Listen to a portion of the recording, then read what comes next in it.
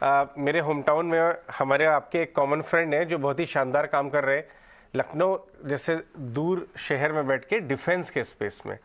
और हमने देखा है कि आ, पिछले 2-3 साल में डिफेंस पे जो न्यूज़ फ्लो चल रहा है, जो सरकार का पुश है आए दिन। पहले तो ये बात शुरू हुई थी कि इंडियन डिफेंस कंपनी अपने खुद की खुराक के हिसाब से माल बना लें, लेकिन आए दिन कंपनियां हमारे चैनल पे आ रही हैं, चाहे वो भारत डायनेमिक्स हो, चाहे वो HAL हो, कि साहब हमें अब तो सबमरीन्स की भी इंक्वायरीज आना शुरू हो गई है हमारी कंपनीज में, Moscow dock of the world में।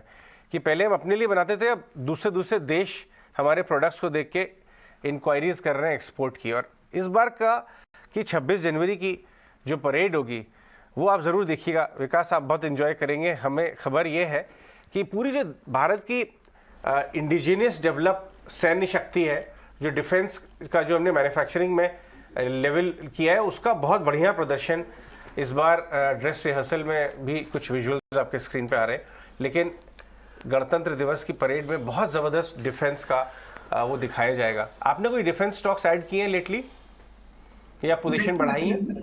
तो देखिए, डिफेंस ऐसा सेक्टर है जो I think prime minister Modi ji पिछले 7-8 साल से शायद बोल रहे हैं कि हम्म। उनको डिफेंस में एक्सपोर्ट की बड़ी एनेबलिंग करनी है। और शायद डिफेंस ऐसा सेक्टर है कि आप ओवरनाइट नहीं कर सकते हो, आपको 10-10 साल लग जाते हैं एनेबलिंग एनवायरनमेंट बनाने के लिए।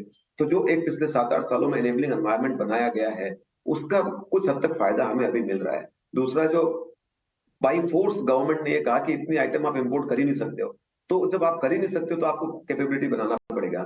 और जहां तक बात रही है कैपेबिलिटी की, आई थिंक इंडियन कंपनीज और इंडियन टैलेंट में कैपेबिलिटी की कभी कमी नहीं रही है। अगर हम इसरो जैसा ऑर्गेनाइजेशन बना के स्पेस में सैटेलाइट भेज सकते हैं, तो क्या हम तोप नहीं बना सकते? क्या हम बंदूकें नहीं बना सकते? क्या हम सब बना सकते हैं? पर वो एक पुराने माहौल की वजह से कभी कैपेबिलिटी बिल्ड हुई नहीं, पर अभी ये बन रही है।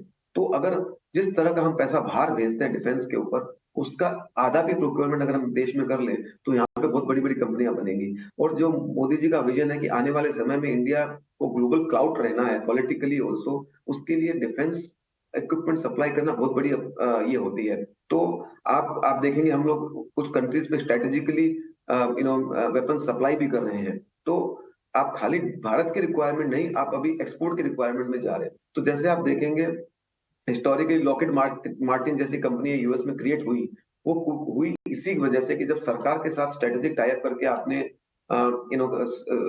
एक कैपेबिलिटी क्रिएट की। तो भारत में भी मेरा मानना है कि आने वाले 10-15 सालों में लॉकहीड मार्टिन जैसी कई कंपनियां बनने की उम्मीद और पॉसिबिलिटीज हैं।